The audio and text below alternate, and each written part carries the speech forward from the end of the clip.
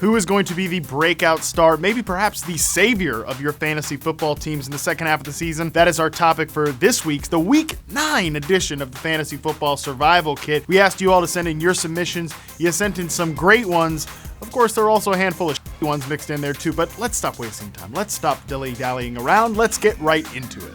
This first one comes in from @OZMovieCritic77, and they stay on brand with this clip of Bradley Cooper talking about DeSean Jackson from Silver Linings Playbook or whatever the movie was called. Look, DeSean Jackson was as hot as Bradley Cooper in week 1 for the Philadelphia Eagles, but we haven't seen him much since. And frankly, I think it's kind of embarrassing that the Eagles put this much of their offensive hopes on the back of a 30-plus-year-old deep threat who is consistently getting hurt. If you're a fake footballer, you gotta feel great about DeSean Jackson's role throughout the second half of the season. He should be making big plays for them. Great submission. We're off to a hot start. A lot of heat here with Bradley Cooper on the screen. Next.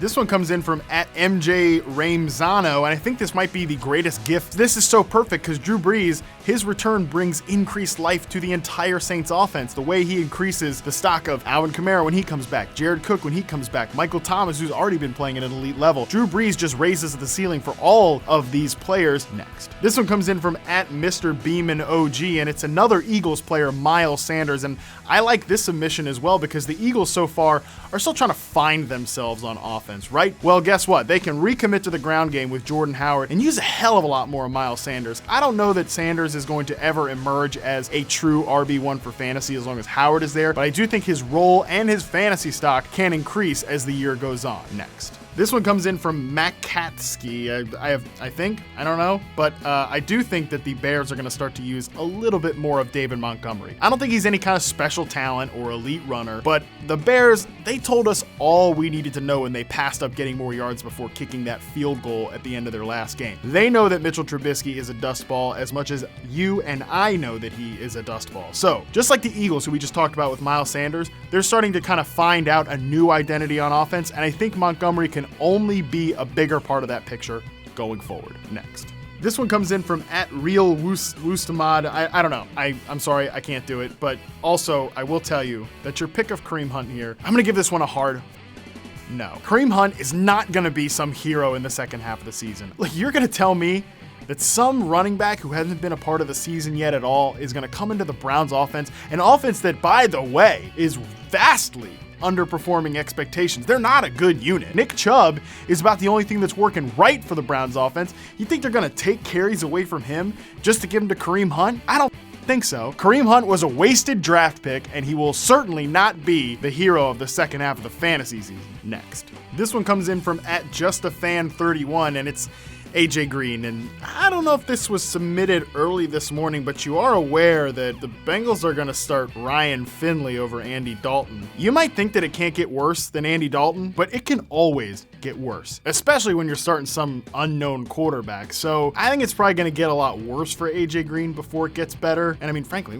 why would you even come play for the Bengals right now? Next. This one comes in from @JWolfIDP, and it's Derek Carr. I know he has a high completion percentage, and I'm going to give the Raiders some credit. No, I'm going to give John Gruden some credit for really doing a good job coaching up this offense, but it's Derek Carr. He's a non-running replacement level quarterback. He's not going to be a fantasy football hero. Next. This one comes in from @91.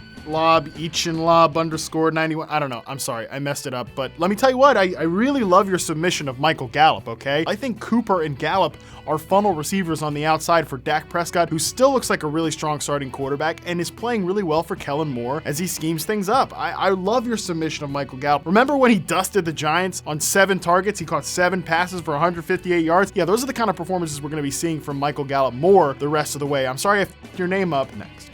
This one comes in from @it's Josh Day, and he submits OBJ. Nailed that rhyme, but definitely did not nail my prediction that Odell Beckham was going to be one of the best wide receivers in fantasy so far this year. And this offense is so broken right now that he's having his worst season by far from an efficiency perspective. And I don't know that I see things turn around with Freddie Kitchens kind of flubbing things up in the offense and Baker Mayfield just really not playing that well. And quite frankly, Beckham is one of my favorite talents in the league, and this is kind of hurting my heart. So I'm canceling the segment early. I'm going to leave. I'm going to walk. I can't leave? No. Fine. Okay. we'll finish. Next. This one comes in from lanky_not_smooth, and it's Tevin Coleman. I love this suggestion because the 49ers are in such a great position as a rushing team, right? Kyle Shanahan is a complete damn genius with the way he schemes up the ground attack, and Tevin Coleman looks like the clear early down back with some pass catching upside, and he gets to play with a defense that is one of the NFL's most ferocious and efficient units at stopping opposing offenses. I think Tevin Coleman is a top 15 fantasy back the rest of the way. Next. This one comes in from @thatguy5000, and it's Robert Woods. I love this pick as a bounce back suggestion because the volume has been there for Robert Woods. He's been getting some targets, and Brandon Cook's potentially going to miss some time after yet another concussion this year. Woods is the clear, obvious, best outside pass catching threat, so I think the targets and the air yards will continue to go his way. I like Robert Woods, so go pick him up, trade for him right now. Next. This one comes in from @Barack Friedman, maybe, who knows, but I do know that Cam Newton is going to be a hero in the second half of the season, and I'm gonna keep this real simple for y'all. Kyle Allen does not give this team the same ceiling that Cam Newton does. He cannot unlock these weapons like Cam Newton does. If you're gonna tell me that Cam Newton can't be a difference maker if he can't run the ball, you can go look at the numbers from 2018 when he was having the best season of his career from an efficiency perspective, completion percentage, whatever you wanna look at. Next. This one comes in from @DBK_VTD, and it's a double dip here. A great suggestion, Darryl Henderson and Toni Pollard. This is handcuff season, baby, and Darryl Henderson and Toni Pollard are two of the best out there. You want these number 2 backs on good offenses because if something happens, you want the backup on your roster. You don't want to be out there fighting for them on the waiver wire, so go grab your Hendersons, your Pollards. You want these number 2 backs that are clearly good on good offenses. Next. Now we're going to collect some responses from our Facebook group, the Fantasy Football Survival Kit, and this first one comes from Scott Shipton, and it's Davante Adams, and of course, Rodgers is playing at the height of his powers. You tell me you don't want that number 1 receiver? Of course you do. This is a layup. Davante Adams is clearly going to be a stud the second half of the season. I gave you an easy one here, Scott, because you're one of our beautiful Survival Kit members. Next. This one comes in from Phil Caldwell, and it's Noah Fant. Phil, my guy.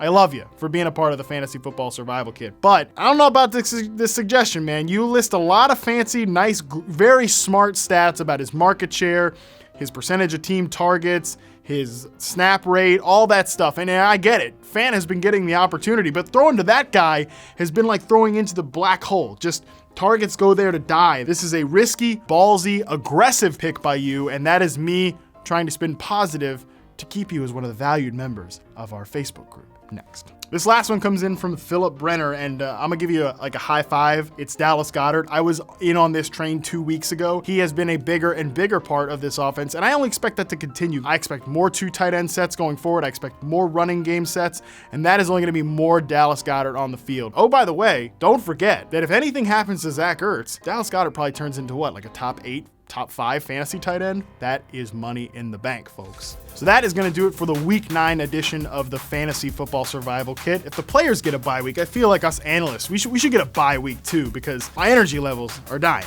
I just don't know if I'm going to survive this season. It's a good thing we have the Facebook group, the Fantasy Football Survival Kit, to help me keep it going. Go ahead, join that now as we all try to make it to the end of this damn race.